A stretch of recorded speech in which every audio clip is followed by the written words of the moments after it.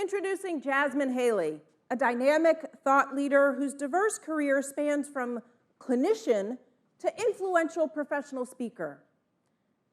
She's dedicated to empowering individuals and organizations through transformative leadership and communication strategies. Founder of Legacy Scalar, Jasmin leverages her HEART methodology and Jasmin framework to revolutionize business growth and effective communication.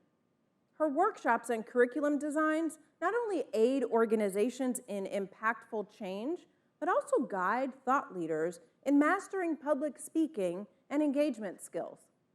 Jasmin's agency also specializes in DFY curriculum design and speaker pitching services, ensuring her clients leave a lasting legacy. Please welcome Jasmin Haley to the stage. Come on, Jasmin.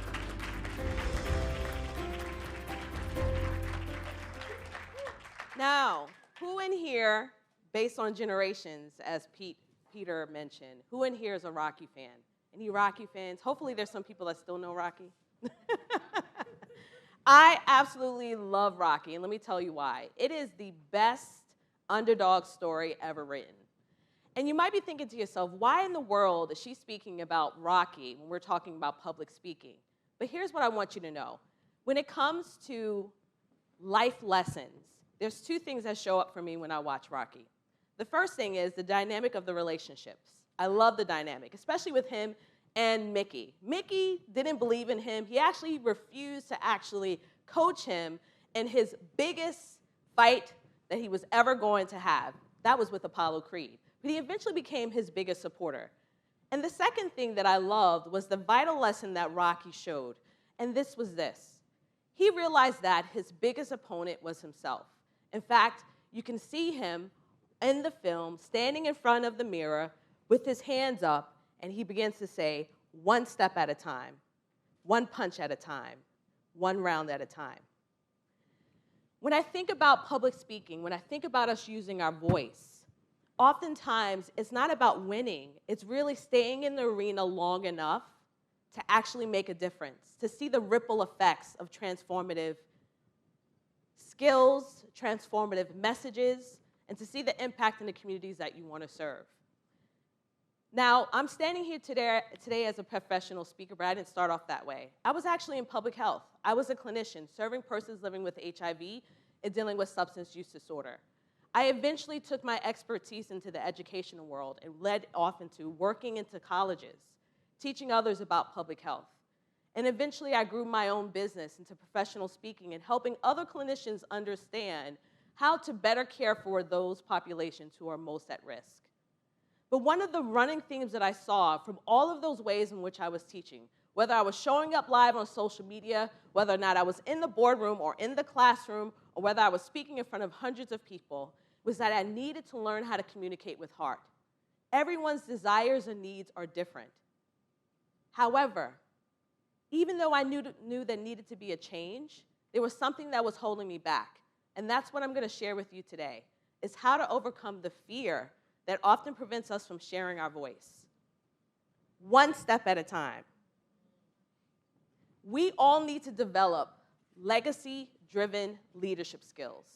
What exactly does that mean? That means that we have to self-lead ourselves through the discomfort. It wasn't until I lost my biggest supporter, my mother, 10 years ago, that I began to think about the futility of life. I realized that having lost my own biggest supporter, she was a single parent raising us in New York City. Any New Yorkers here? Yes. And she had limited means. But despite that, she pushed me to be the first college graduate of my siblings. But when I lost her, I realized I was still playing small. I was surrounding myself in an environment that wasn't allowing my seeds to flourish. You ever been in a desert-like work environment? You ever surround yourselves with desert-like friends?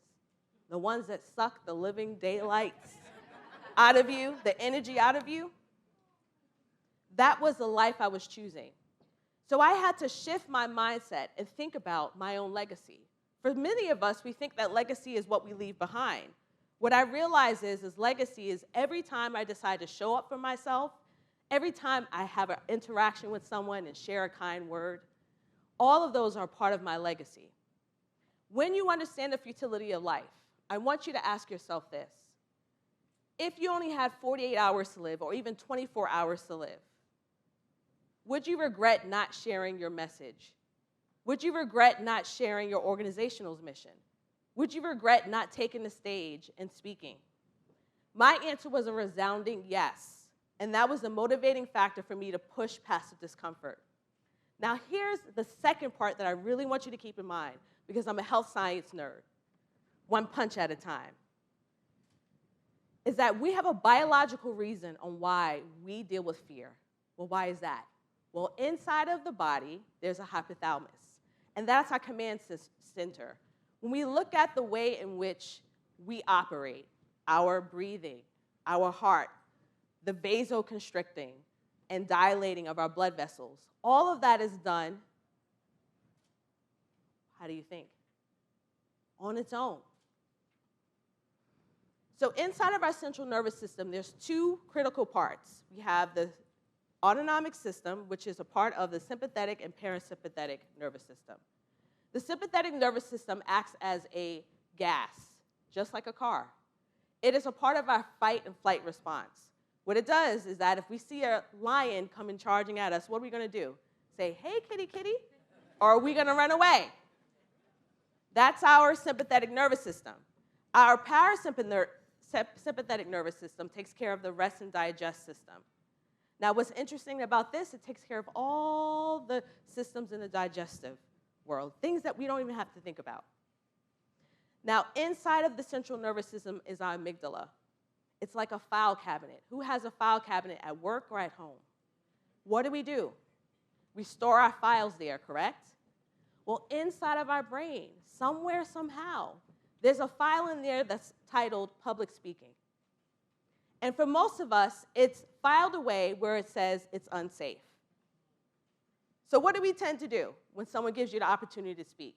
Whether it's standing up a stage here or in the front of a boardroom, what do? We run away. So how do we change that? What do we need to do? Well, here's what's really simple.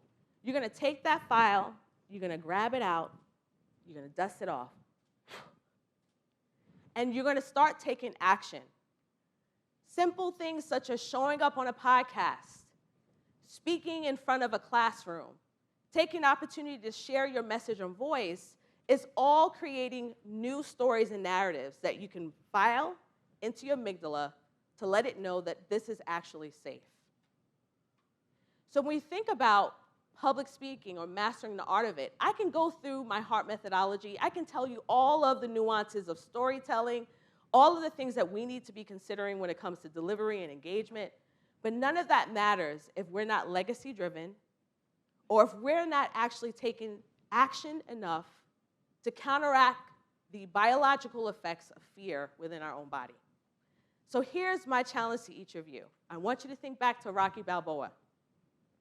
The next time you face your formidable opponent, whatever that may be, I want you to ground your feet, put your hands on up, and take one step, one punch, and one round at a time. And I promise you that every time you show up for yourself, you choose joy, you share your message and your voice, it'll be well worth it.